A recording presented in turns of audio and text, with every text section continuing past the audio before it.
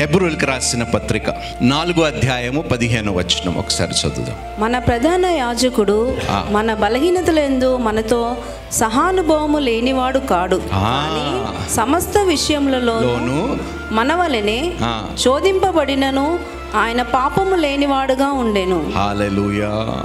ఏదో దూరము నుండి నీ శ్రమని చూసేవాడు కాదంట, నీ శ్రమలో పాల్గొనేవాడంట దేవుడు. హల్లెలూయా. అమ్మా, ఏ మనుషుడు మన శ్రమలో పాల్గొనకపోయినా దేవుడు వాగ్దానం ఇస్తున్నాడు, I will not only see your suffering but I will share and I will enter into your suffering. ఇది దేవుడిస్తున్న మాట, దేవుడిస్తున్న వాగ్దానము. He does not observe your pain from a distance but he enters your pain. Hallelujah.